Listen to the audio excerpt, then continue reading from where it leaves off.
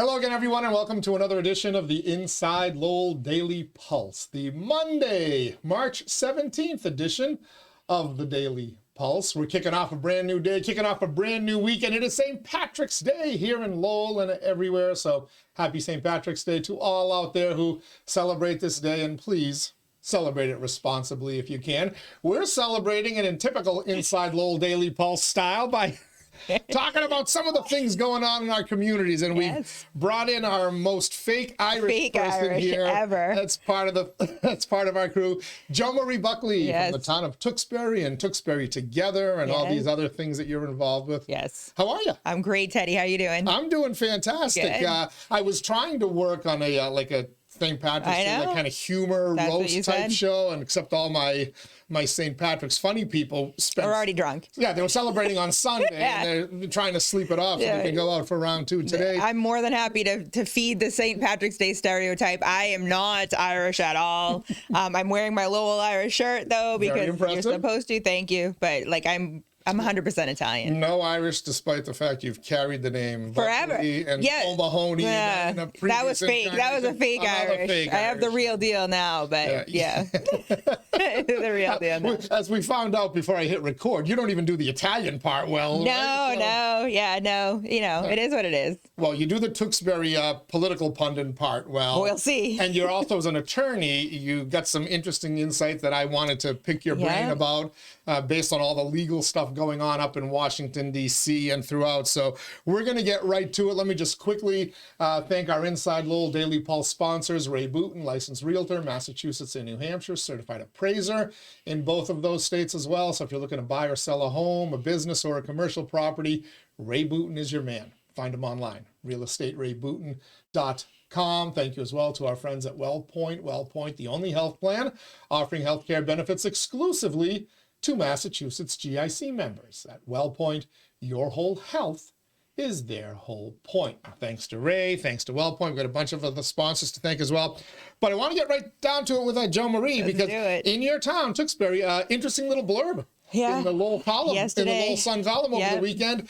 The election field is set, but not before a challenge. A signature challenge that had about 35 seconds that it needed to be filed, heard, and adjudicated. I guess. I mean, so I'm basing this. I'm going to put the disclaimer out there right now. I'm basing this largely on what the Lowell Sun wrote yesterday and kind of third-party gossip that I heard at actually a meet and greet I went to yesterday for one of the select board candidates. But my understanding is there was a challenge by a resident. I've never heard of this resident before, so I'm not sure of her affiliation or her motivation to challenge select board member and select board candidate 𝐃𝐚𝐢𝐥𝐲, as well as the planning board 𝐷efrucia, I think is how you say her last name. I say him because she's basically being put up by her son and her husband, and I don't think she has a real interest. And the first hearing, the first public hearing, my understanding was that the attorney, who is connected to Lowell as well, I think he practices out of Chelmsford, but he's a huge family in Lowell. He's a distant cousin of mine. Yeah, actually. well, and off the air, I'll tell you what he thinks of me, because it's probably not so glowing. What do you think as highly of you as I do? No, I'll have to talk to him. No reference to my name. His head will spin, and smoke will come out. It sounds like he was just kind of thrown into the lion's den and didn't know. I think he even said, I was getting the information as I was driving to the hearing, which is awesome for an attorney to be put in that position.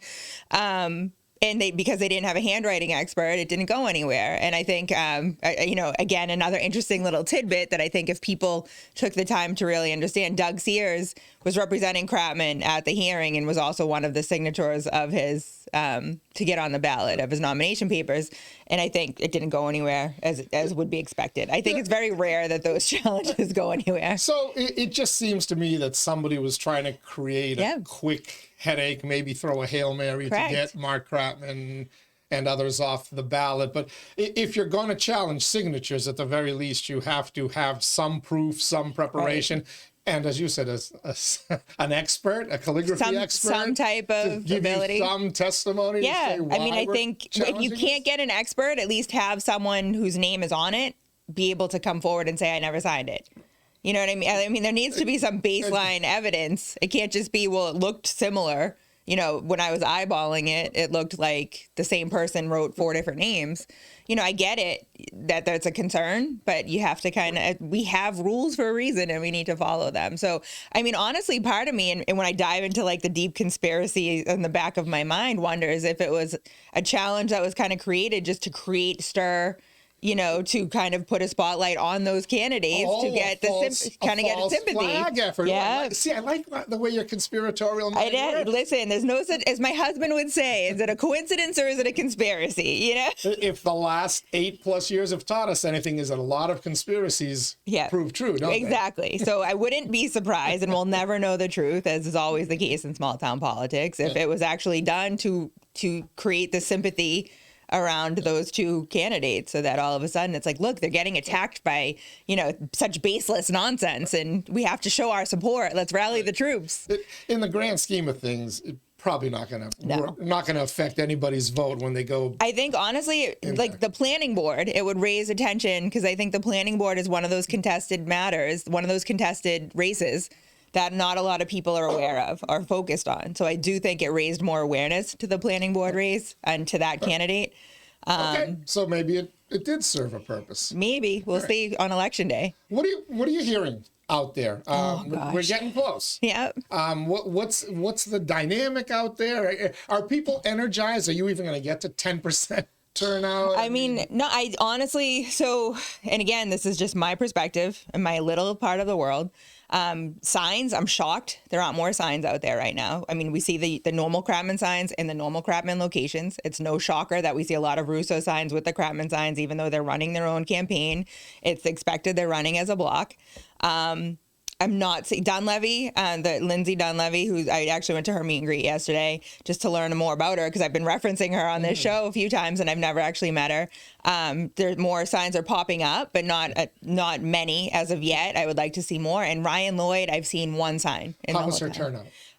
So it was at someone. You can often tell by when somebody does their first event. Yeah, it was at someone's home. It wasn't like her campaign kickoff. It was just a meet and greet that someone hosted on her behalf. And I kind of saw the usual faces. And I think what this town needs, and I'm not saying this as sour grapes as a person who's lost twice. We need to energize a base that's not currently voting, because the same people are voting in the same ways and we're not getting any different results. So from what I'm observing and from what I'm seeing, the expectation is going to be Crapman and Russo are going to win because they have strong support and they get their voters out.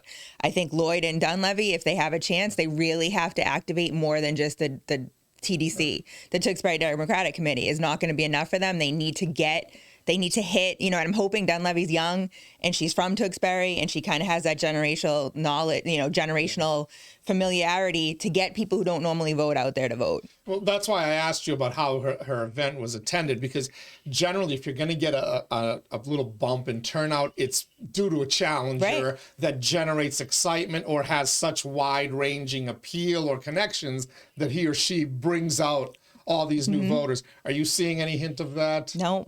Unfortunately not. And it's disappointing, because I think we need that. We're on the precipice, and I said this to you before, Teddy, and I'll keep saying it, and I'm keeping my hands down so I'm not doing the jazz hands that my husband keeps calling me out on.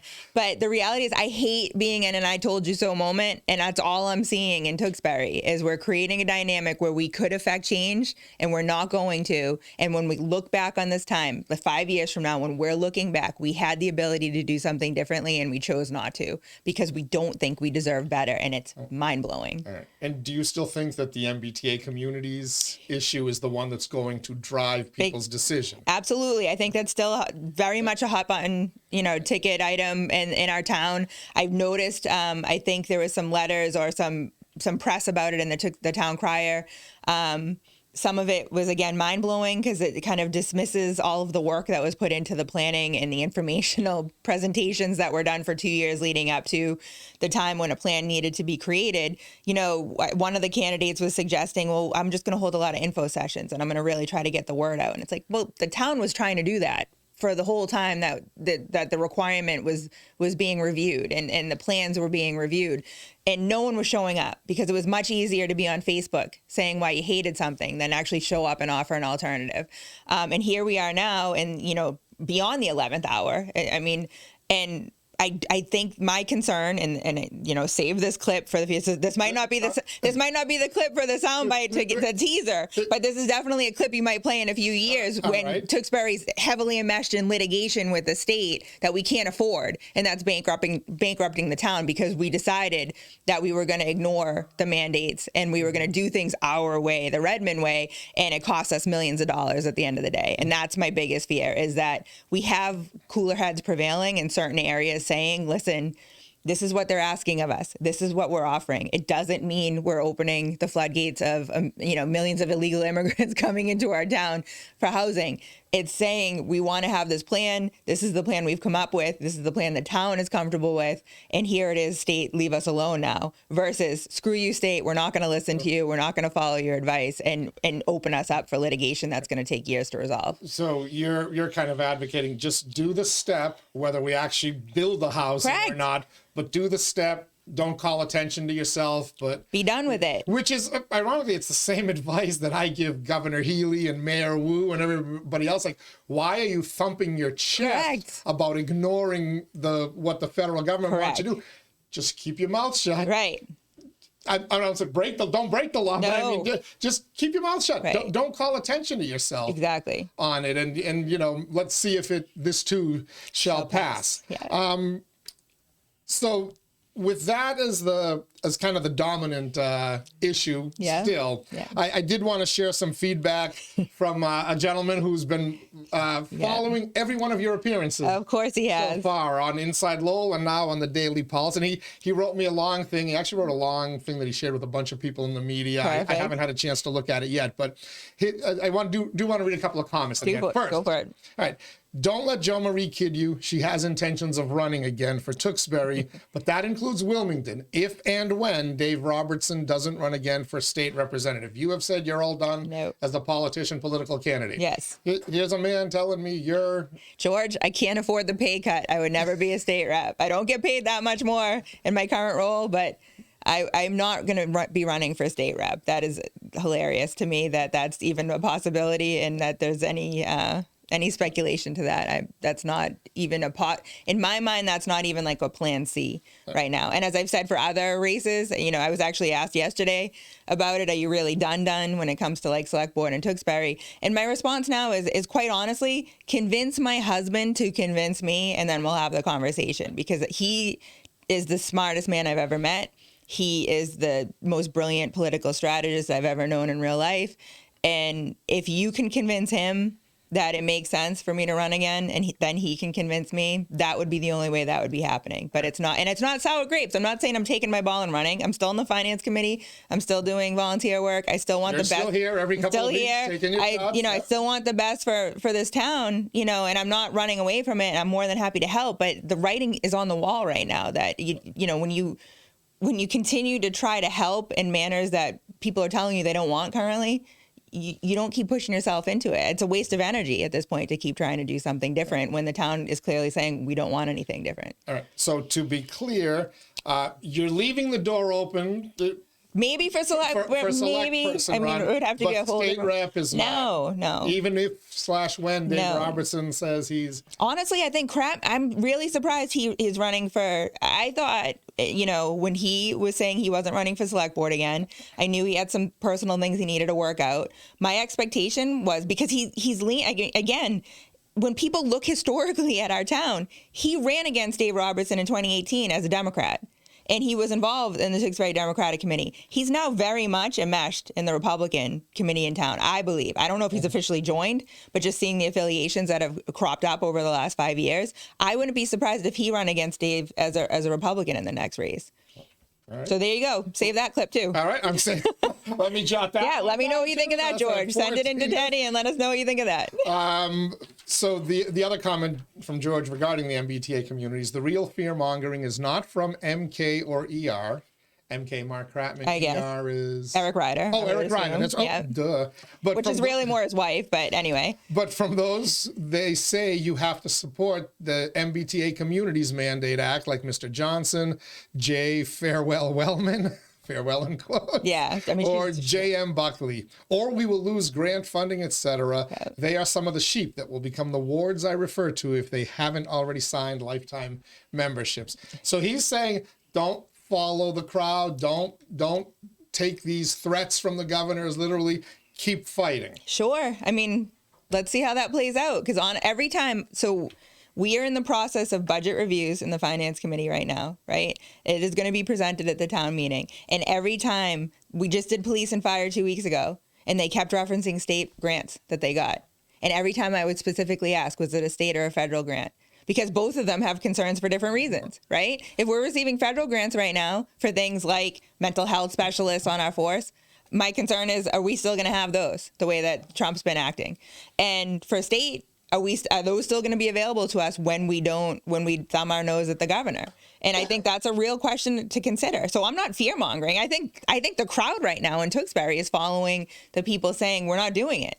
And I say good luck. Let's see what happens, because I am an attorney. I have spent 20 years trying to rationalize and understand kind of what the law is telling us and what statutes tell us and how we apply them. So I'm not saying this out of any type of emotional fear-mongering. I'm saying this as if the town of Tewksbury was a client who came into my office and said, I am being told by the state, this is what I need to do, and this is how I want to respond, I would advise them that that might not be the best course, because they're opening themselves up for more legal liability than they might want to. That's all I am saying. So there's some thought, and I actually had a Greater Lowell Technical High School, the Lowell Volk, as opposed to the Shawsheen version that you guys have, sit in that seat and say, we're not going to do the lottery the way the governor has mandated to her changes, and I'm going to vote.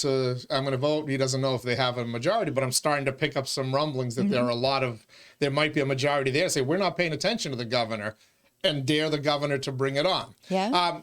There are some small communities that may also not be as dependent on Beacon Hill to fund some of the stuff going on in their towns. Is Tewksbury in that position? No. Can Tewksbury afford to jeopardize? Because I guess if you want to jeopardize the funding, I admire that. I admire people who will take a stand and say, I don't need your money. I'll be just fine without you.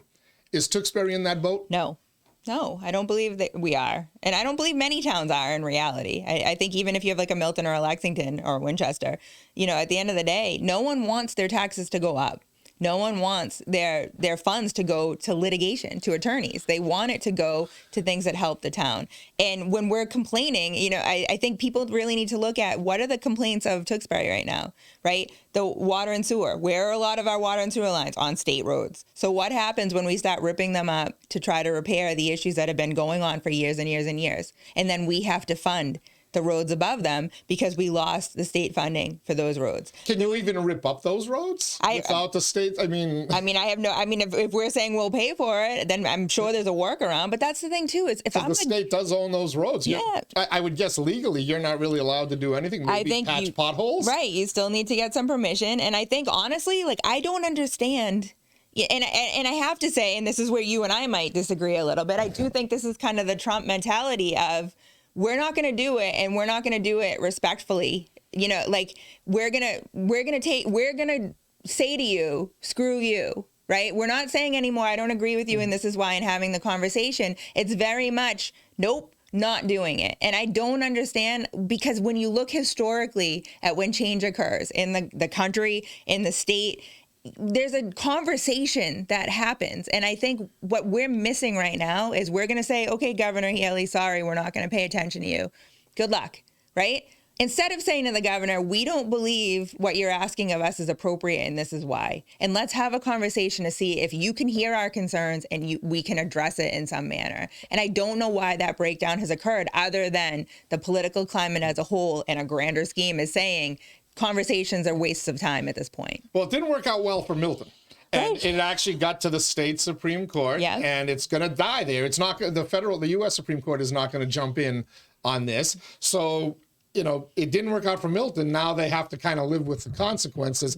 I was just curious, how close is Tewksbury closer to Milton or to Lowell, where if Lowell lost jeopardized state funding, the city of Lowell would be screwed? I think it would be a really important exercise, and I'm not sure if the town of Tewksbury has done it, but I would love to see a list of all of the state grants that the town currently receives in all the different pockets. For police, for fire, for schools, for roads, all of that. I think it would be a great exercise for people to hear at town meeting. These are all the state grants that we get right now. This is all the state funding that we get outside of kind of the tax component. This is what we're getting right now as extras that we have the potential to lose. And then if people still say we can afford it, more power to you. And a lot of the state money actually comes from the federal government. The feds send it to the state, and then the states disperse it. So it gets kind of complicated. Anyway, but I'm always curious, how much do these local municipalities really fund in their own budget? Yep. Well, and I think that's why having a background, having some type of understanding in municipal finance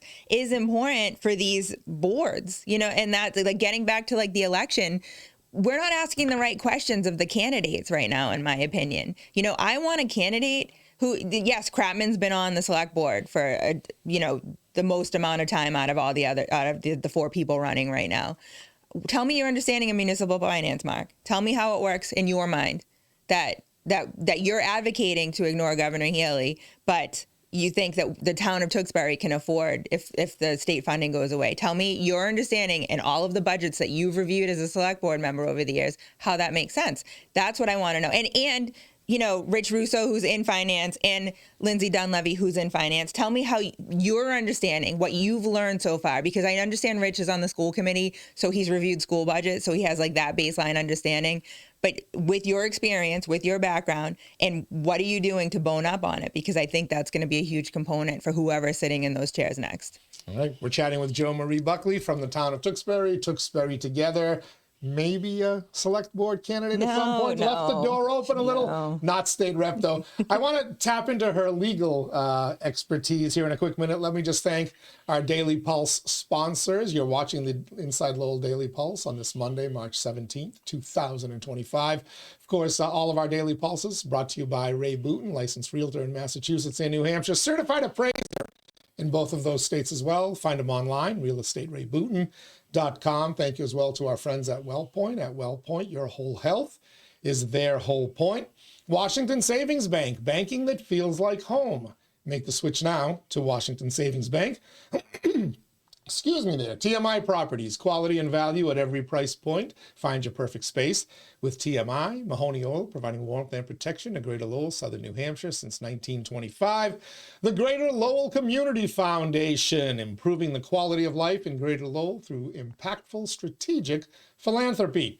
Francis E. Preventure Insurance, insuring your most valuable assets since 1982. And by the Massachusetts Pirates, who bring all the hard-hitting action and excitement of arena football to the Mill City. Their season opener this Friday night, March 21st, at the Tasongas Center. All right, I'm calling this little line of discussion, Judges versus Trump. Okay. I think people need to pay a little bit more attention to this, because I read some stuff over the weekend, and wherever you are on it, people are losing faith in their judicial branch. If you're a Trumper, you're like, they've been trying to stall our agenda, the will of the people. Hell, they've tried to imprison him through improper prosecution, etc. So that's that side.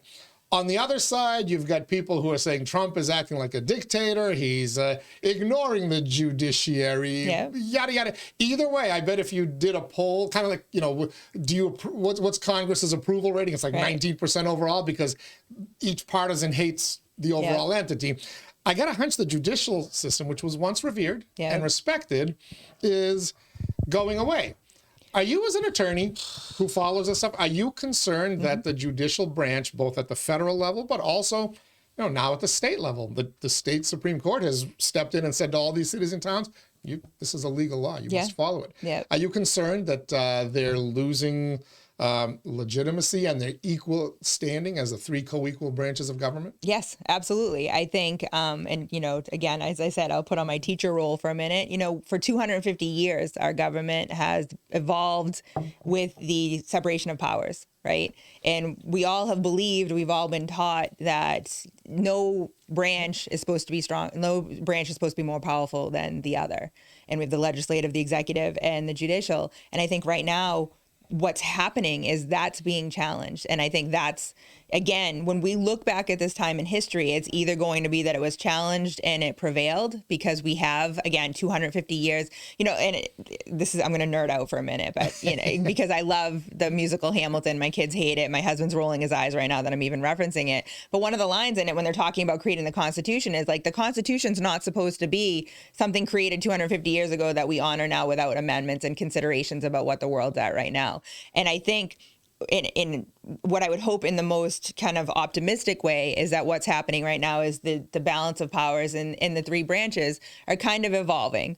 What I would hate to see happen is that they disappear, because I do think that's when we lean towards more of a dictatorship. It's not a democracy anymore. I think our founding fathers and the people over the years that have helped to evolve that system had a plan in place that to keep checks and balances in place. And I think that's what's being threatened right now. And one of the very frustrating things to me, and I know I've said this before and I'll keep saying it again, Ted, and you'll be like, please stop saying it, is our two-party system is ultimately an issue right now because we don't have what we used to have. And I think I speak for a lot of people of my generation and the older generation that if we could hit a button and go back to the JFK Democrats and the Ronald Reagan Republicans, we would be feeling a lot more comfortable in our seats right now. And those days are gone. And I don't know if they come back because it seems like the world has evolved to such an extent that that's not a possibility. But when it comes to the checks and balances of the branches, we can't lose the judicial branch. If you lose the judicial branch, you lose that oversight of things like MBTA communities. And, that's the whole point is Governor Healey's not supposed to be able to create a mandate that is absolute. And that's a dictatorship. The judicial branch has reviewed it now, right? So an independent branch. And you could say, well, it's judges that were appointed by the governor. They weren't appointed by her necessarily. They're not beholden to her. They have their jobs, whether she's the governor or not. The reality is that's the point of checks and balances. And when you get to the federal level, the Supreme Court's not just going to sua sponte say, we're going to review everything that President Trump is doing right now. But they will absolutely, if someone files something that ends up getting up in front of them in the federal court, they have to review it. It's their job. And they have to honor it, whoever the president is. So what responsibility do activist judges play in the loss of stature for the courts? And look, there are district courts throughout the United States who are constantly getting overturned. Yep. That's a problem. Yep. That means those judges are now inflicting politics and they're not really reading the Constitution properly. And what you have is courtroom shopping. People are shopping for specific courts and judges that will rule the way they want. Yep. And ultimately it gets to the Supreme Court and they decide. But the danger, and the Twitter thread I read over the weekend was that if people decide to disobey the Supreme Court, over the weekend, Donald Trump was ordered by a judge in some lower court. I don't even know how low that level was. Yep. So return a flight with, Venezuelan gang members who were overseas. The Trump administration said that flight was already over international waters. We're not turning that plane back. And off they went. Yep. Joe Biden, over the course of his presidency, constantly ignored orders about student loan forgiveness. The Supreme Court, any level of court, does not have enforcement powers. Their enforcement powers run through the executive branch or the legislative branch with funding. If the executive branch and legislative branch stop listening to the courts, they're done. They're no longer the third wheel of a check and balance system. Yep. And I would ask anyone who's ever had to go into a courthouse to defend any type of action, how they would feel about that, to know that instead of going in front of a judge who is, duty bound to make their decision based on the laws of the Commonwealth, the laws of the state, and some in the laws of the federal government, if it's a federal court, as well as case law that's been created, instead of that person existing anymore, you would rather go to Governor Healy for a decision, or you'd rather go to your local rep or a senator for a decision, that would be terrifying to me, because I think, the courts that we have are specialized in the areas of law that they deal with. And the judges, the expectation, to answer your ultimate question that you asked kind of at the beginning, judges are expected to know the law.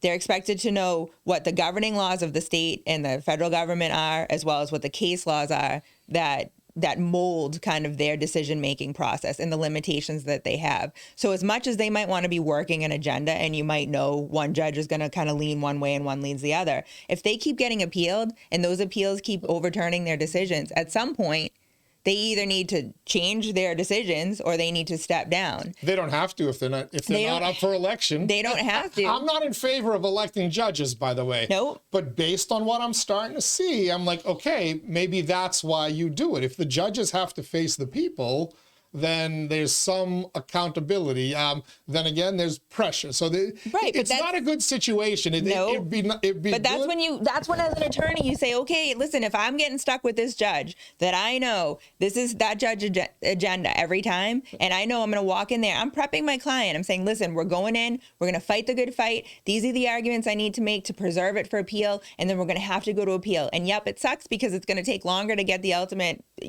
decision that we need.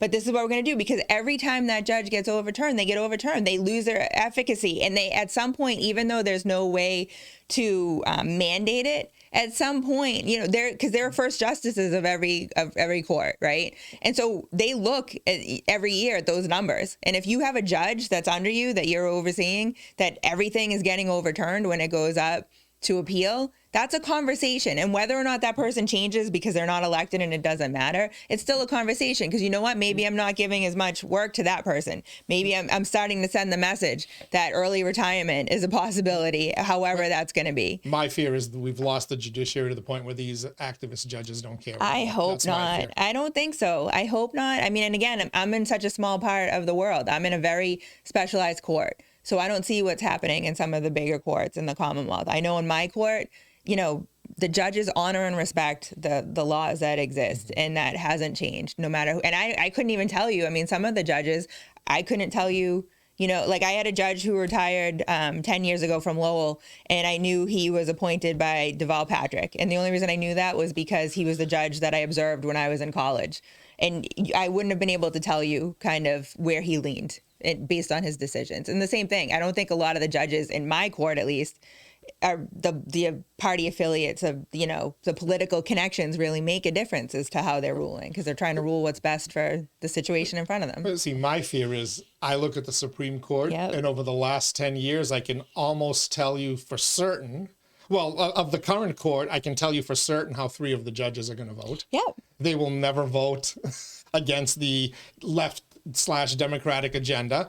On the Republican side, there's probably 3 that will never vote against the conservative side. And then there's 3 that I think bounce back and forth, John Roberts being one of them. So while I often disagree with things that Chief Justice Roberts has said, I look at that and say, if he votes in along with something I believe, then that gives it an instant legitimacy, because he'll go back and forth. And that's what you have to hope for. The that's 3 and 3 are, I mean... Yeah, but that's the same thing with the Supreme Court. I mean, you look at the Supreme Court and the concern is always, Trump got this nomination, so that means that person's always going to be favoring his conservative agenda.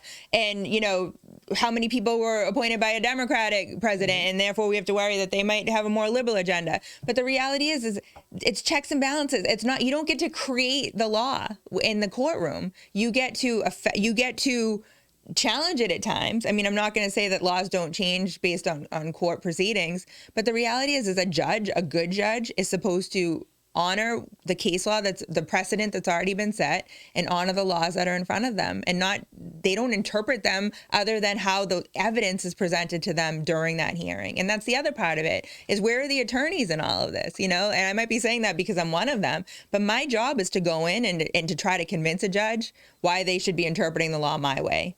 Right. And if we're not having that anymore because attorneys are like, President Trump, I'm an immigration lawyer, I'm not going to even bother because my client's automatically going to lose, then shame on us for not still trying. All right. We're going to end it there. Jomarie Buckley. Look at that. That was an easy one. It's close to 12 o'clock. I was gonna say, no jazz hands. Did I do jazz hands today? You gave me a couple of notes. I made a couple of notes here of where I'll get the teas. But thank you so much for coming in. Of course. Look forward to having you back again and Sounds more good. Tewksbury talk. And I can't wait to see the feedback that you'll generate this time. Oh, God. All right. It's always fun. Happy St. Patrick's Day. You too. Thank you to Jomarie Buckley. Thanks to all of you for tuning in as well on the Inside Lowell Daily Pulse. Tomorrow, former Lowell Elections Director, also former Secretary of State Elections Division employee Greg Pappas is going to share some thoughts on the upcoming municipal election here in Lowell. There are 4 agenda items, or I should say 4 previous agenda items that are being responded to with some suggestions on tomorrow night's Lowell City Council agenda. We wrote about it on InsideLowell.com. Check that out. We'll get Greg Pappas's take on that because there's some stuff in there that could be borderline controversial, I feel. We're going to be joined by Vice Mayor Paul Ratayem and former Lowell Mayor Bill Samaras on Wednesday. On Thursday, Lowell School Superintendent Liam Skinner will join us. And then on Friday, the Pod Squad will be here. We'll have a little fun with them. Till then, everybody enjoy the rest of your day. Happy St. Patrick's Day, and we'll catch you on the other side.